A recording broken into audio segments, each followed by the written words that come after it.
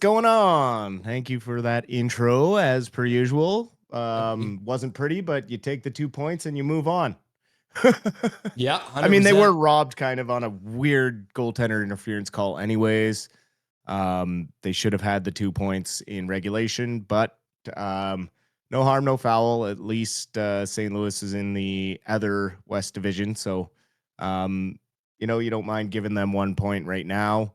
And then you get your 2 points in the win and move on. What a game by Kiefer Sherwood.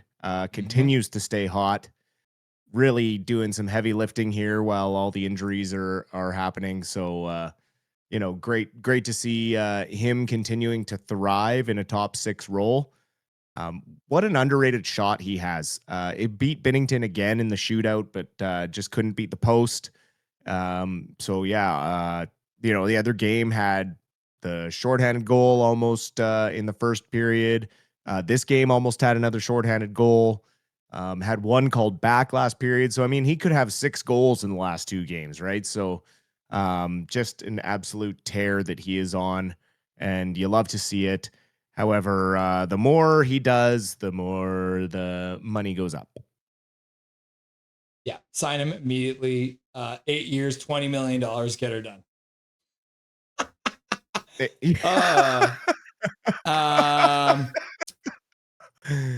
Goodbye, Sarah. Goodbye, anyway, Sarah. Moving on. Anyways, Eric Hunter doesn't want us to stop talking about things other than this game. He drops a Holy $50 Eric, dono into the chat. You absolute legend. Share with Dusty. Better than Sportsnet. Love the quizzes. Thank you very much, Eric. Go. Your jersey went into the rafters today. You didn't need to donate 50, but we very much appreciate you. You're an absolute legend. You're keeping this stream going. You are officially our number 1 donor by far. It's crazy. Cheers, Eric. You're absolute beauty. So let's talk about the goaltender interference that ended up costing the Canucks Vander Kane's first goal.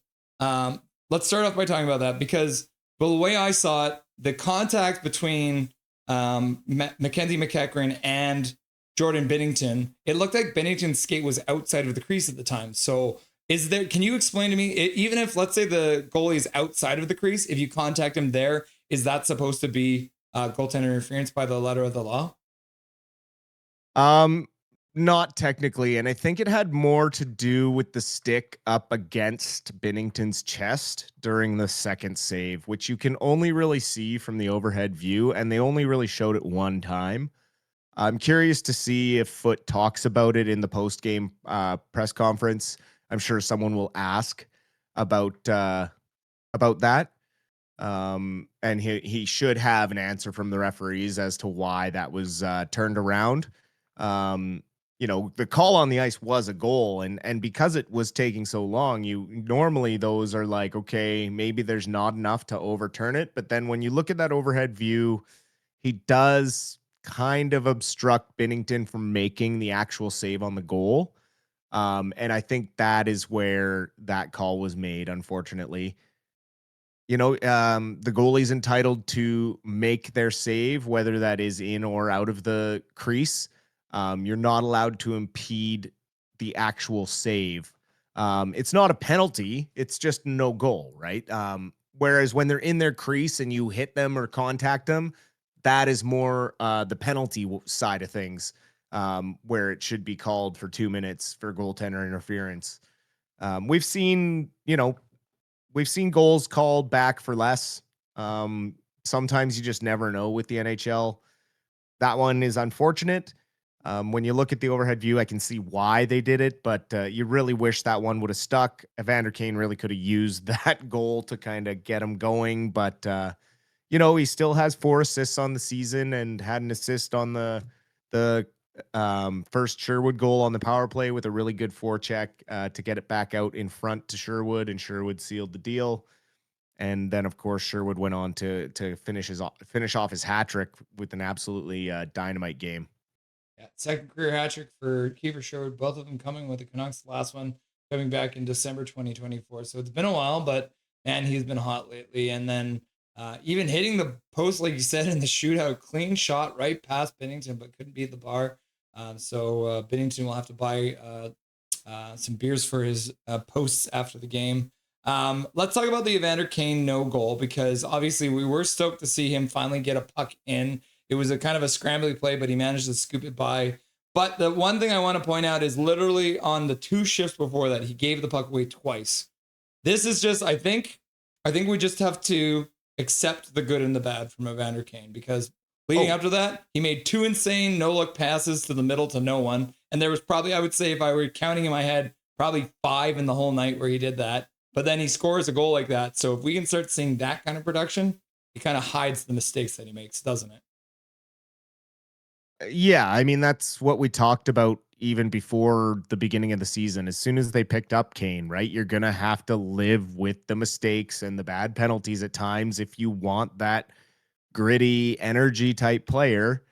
Um, for me, I think he needs to do more physically, honestly, and I'd be able to excuse the lack of production offensively because he is one of our bigger guys that is supposedly likes to play that bang and crash style. But I mean, I haven't seen him throw a hit since he blew up his former teammate there in Edmonton.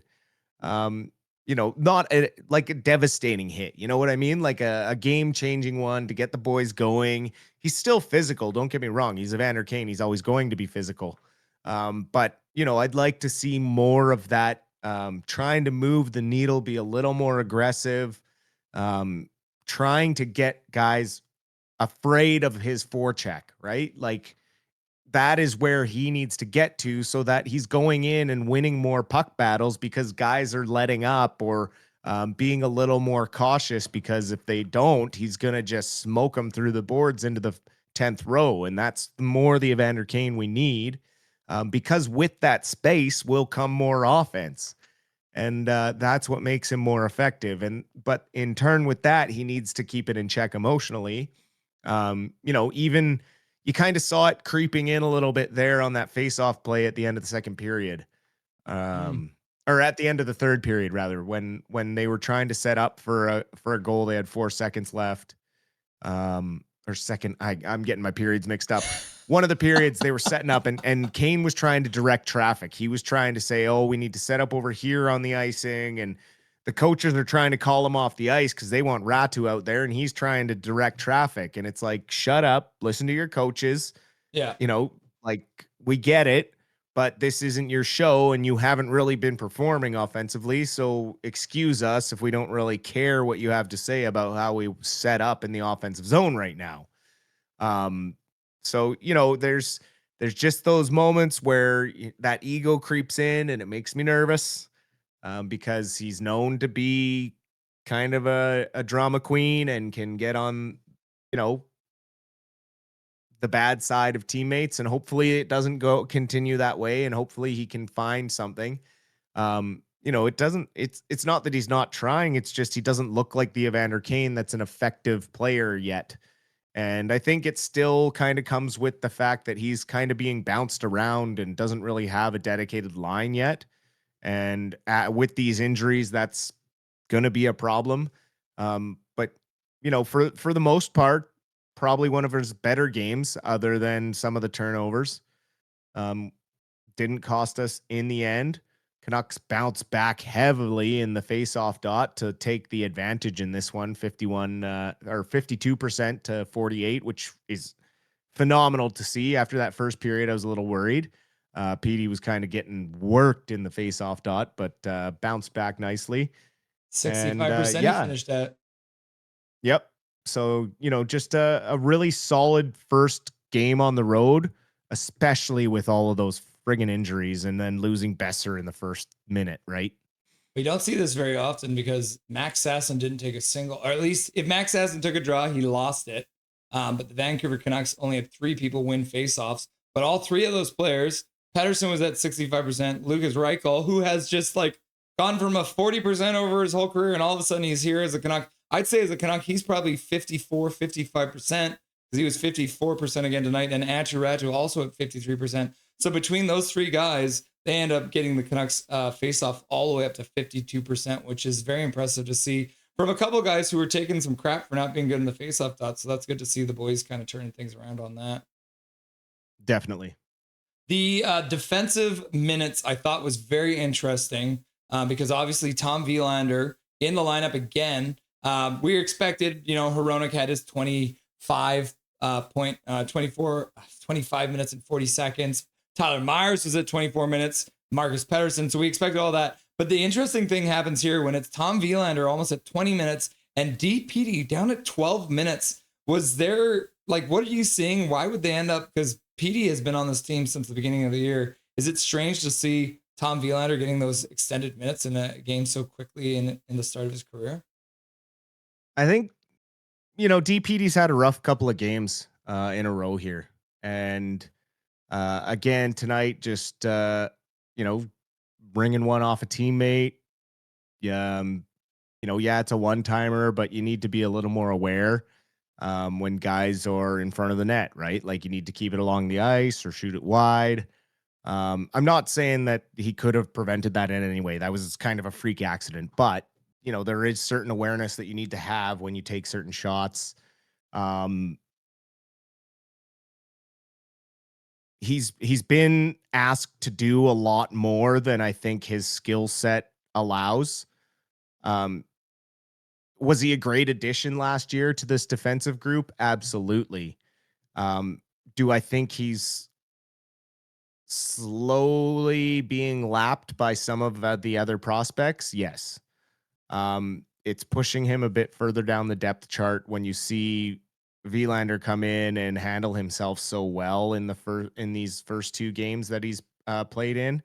Again, out there late in the game to try and get the go-ahead goal. They're turning to him to be more of an offensive guy, and he looks very comfortable out there. And I wasn't worried that he was going to catch up to the pro level. Again, it just is about playing the game, right? Like that's the only way these guys develop is playing games, playing ice time. And I think it's a good thing that Willander is able to step in and do that because it has been a pretty harsh schedule. And for our younger guys, it's going to be tougher. Like DPD's had to fill in a lot of ice time up until the last couple of games. You can see it kind of catching up to him a little bit. He looks a half a step behind some plays. And, I'd like to see him maybe get a night off, but it's tough right now with all of these injuries. If it hadn't been for all the injuries, then, I think he would have had a night off by now and we'd have someone else in the lineup to just give him a bit of a rest. But really, we don't have many people. Maybe when Hughes is healthy or we have Mancini back, Kudryavtsev draws in for a game and DPD sits. But hey, at least we have that kind of depth. Hey, Mando, thanks for the donos. I've already deleted your messages and banned you. So congratulations. If that was Sarah again, you're an idiot. You just gave me $4 for nothing. So just banning all these people, all these racist people coming into chat. So we can do a lot of things in chat, but if you're racist or homophobic, see you later. Enjoy your whatever, your angry life. Learn the rules. Yeah, learn the rules. So Kevin Lankinen gets the start where everyone was discussing, what are they going to do? What are they just going to ride Demko? Nice to see that Lankinen actually ends up with a beautiful game, ends up making 36 saves on a lot of shots, 39 shots, 923 save percentage all the way through overtime. And man, does he look good in the shootout. What did you feel about Kevin Lankinen's game tonight? I thought he bounced back well from that weak goal he let in at the beginning. The Suter goal on the power play there, just a deflection that he had no chance at. He went down to make the deflection stop and the puck bounces right to Suter. He's wide open. Other than that, he had a pretty solid game. He faced 39 shots on goal and only let 3 goals in. I mean, that's a really good game. And he made some big saves late in that game in that third period as well to keep it tied.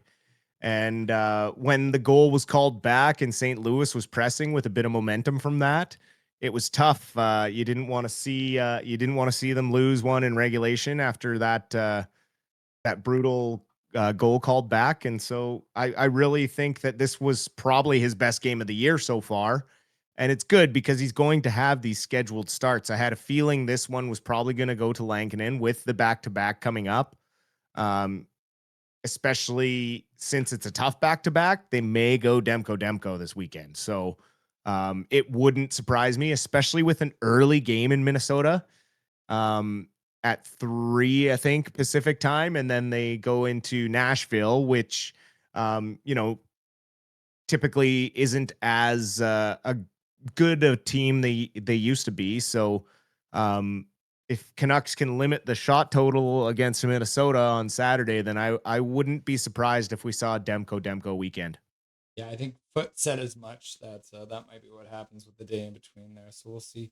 The Wild game actually starts at 4:00, and then the Nashville game will start at 5:30 on Monday, and then the Wild game will be the first half of our doubleheader, as we will be covering the Wild game at 4:00, and then immediately following that, we'll have the second half of our Canucks doubleheader, where the Abbotsford Canucks will playing the Henderson Silver Knights. Now, Dustin, we chatted a little bit about this. Are you going to be doing color commentary with me during that game on Saturday, November 1st? We are certainly going to try, aren't we? You guys asked for it, so coming up. They asked for it. Whether it's good or not, you're getting it. Yeah, so we'll have to, maybe on Saturday morning or something like that, we'll try and figure out just like what we're going to do on the screen and all that. Maybe I'll try and green screen you into the bar. I mean, put you in the bar, right? You'll come over to my house. Yeah, no, I'll be there live in the bar. So put me in the little TV behind you. Just replace the Calder photo with me for a game. I'll just be talking in the background. So again, Reichel got a couple good chances too. He looks like he is just like, man, it's got to go eventually in for him. But I think we're gonna end up winning that trade, because no matter what they get for that 4th round pick, it looks like Canucks got a guy who's gonna do some work for him. Yeah, it looks right now. It really looks like Alvin picked the Blackhawks pocket, and we talked about it because neither one of us really knew much about this kid, but I had to turn to social media to find a little bit about how the Blackhawks fan felt about this trade, and they were not happy. And he looks poised to pop a few in here. He's moving really well. Obviously, his speed is evident, and his shot. He has some really good hands, stick handling. So I really like what I see from him so far, and I'm excited to see the Canucks get a little healthier in the top 6, because with him up there now, it gives us a lot more versatility, especially given how well he has handled himself at center thus far. Just so the mods know, I do appreciate you, Big Hog, for banning that guy, for saying white power in chat. 10 seconds, not long enough. Give him a fat day ban if you use any kind of fascist language in our chat. Okay, guys? But thanks for the subs and the money. I guess we're getting like Russian trolls or something tonight. They're probably not even from the States. That's funny. Russell Bleeding Blues finally showing up. GG, the injury's killing us. I am not mad, to be honest, at nothing is perfect. So I would say I feel bad for you because of the injuries, but we have literally half of a hockey team out right now, Russell Bleeding Blues. But I do appreciate you showing up at the end to say GG. So congratulations on getting your 1 point, because you guys, hashtag, you did at least get 1 point. So thank you, Russell Bleeding Blues, for showing up and not hiding away because we beat you, because some other people would do that. They wouldn't face us front on. And then power play wise, I wanted to quickly talk about it. The Canucks do go 1 for 3 on the power play, which is impressive, because when you think about it, if you're to talk about top power play unit for the Canucks to start the year, the Canucks currently have 1 person left. Oh no, I mean, DeBrusk was on there too, right? So we'll give 2 out of 5. So literally 3 of their number 1 power play is gone. So to score a goal at all is pretty impressive, if you ask me. Oh, absolutely. Yeah. Skytrain Elfrin showing up and dropping $6.99. The Vancouver Sherwoods win over the St. Louis Booze. Kiefer carrying this team. Thank you very much, Skytrain Elfrin, for the $6.99 dono to Dobby's college education. We appreciate you. Todd Peterson getting your message blocked. I don't know why. That was maybe an accident. Yeah. So, like we talked about briefly, we got the Minnesota Wild coming up on Saturday. It's an earlier start too. Minnesota Wild have been struggling as well this year. What do you expect to see from a team that has historically played the Canucks pretty hard, but is missing some pieces? But obviously, like we talked about, the Canucks are missing more pieces. I probably a relatively low event game. Canucks are going to have to keep an eye on Eriksson Ek and a couple of those guys. Minnesota has struggled a bit to score to start the season, but they do have some pretty nasty weapons if you're not ready to go. So we'll have to see who we have as a lineup, and then we'll just, we'll do a poll and say, instead of who's going to score first, who's leaving the game injured. Yeah, we'll see what the lineup is. Okay, so let's say worst case scenario, Brock Besser's out. Who do you call? Who calls up? Do we get Ty Mueller up here now because he has been back for a little bit from Abbotsford, or who's the next man up from Abbotsford? Oh man. I mean, it depends if we put someone on LTIR again. We're going to have to put someone on long term to make the roster spot because we have so many guys hurt. It's crazy. Also, in the world of trade talks, if Patrick Alvin hasn't got on the phone to the Islanders about one Matthew Barzal, who was sat out of discipline tonight by Patrick Waugh for being late to the team bus, he's not doing his job. So to answer Colin Whitehead's question, do we need to trade for more insurance in the top six? Absolutely. I would love to see Kane moved out of the top six and have an actual winger put up there that can do some damage. Barzal also has experience playing center, so he helps at the center depth along with the right wing depth. If Besser's going to be out for any duration of time, he would be a great addition into that right wing. Also, maybe him coming home to his hometown team would rejuvenate him a little bit. I know he was injured last year a bit, but he looks like he's been skating well this season so far. And yeah, I know it's going to be difficult because of cap space and that sort of thing, but potentially maybe we see Philip Hedl move to the long-term IR, which wouldn't surprise me at all, him being the next guy to go to the LTIR, for them to make room to do any sort of move. Likely a Ty Mueller call-up, although Ty Mueller is the number one center right now down in Abbotsford, so maybe they go to a Danila Klimovich and call up a right-handed shot. Right winger is his strength, and he's similar to a Brock Besser style player. So maybe they go to Klimovich this time before they go to Mueller, because they do need to keep some guys who can take a face off down in Abbotsford. Yeah. I mean, I've got the Abbey Canucks top scores, which is not a lofty list. Ben Berard's got 4 points. Vitaly Krasov's got 4 points. Niels Aman, who just got sent down, has got 4 points. Joseph Obade, who we've already seen, has got 3 points. So those are your top scorers. I mean, heck, do we just bring Chase Wouters up? Why not? Give him a shot. Or Vilmer Alderson, yeah. Who knows, right? Your guess is as good as mine, Dustin, on this one. I don't know. Let's just cross our fingers that Mr. Besser is going to be able to play the next game, and that we won't have to raid the Abbotsford Canucks already pilfered roster. Major General, Absolutely. $2 dono. Sherwood is my captain. Yeah, you said that very first dono of the day. You said it, and he got the Hattrick for you, so you'll love to see it. Not the double Hattrick, but close enough, right? 3 goals is huge. KJ Dustin, calling me out for my misspeaking. Yeah. Brock Bether is what we're going to call him forever now. You lost a tooth and thumb. You have a lisp. Yeah. Anything you want to say to chat before I let you go? Oh, you guys are all absolute beauties. Appreciate the comments, appreciate the questions. Eric, appreciate you as always, our number one supporter here now. And yeah, a great win. Let's hope we can maybe get one or two guys back before Saturday and keep this road trip going on the winning foot. Hope everyone enjoys their Halloween tomorrow. For those who don't celebrate, and just enjoy your Friday night. Stay safe and enjoy your candy.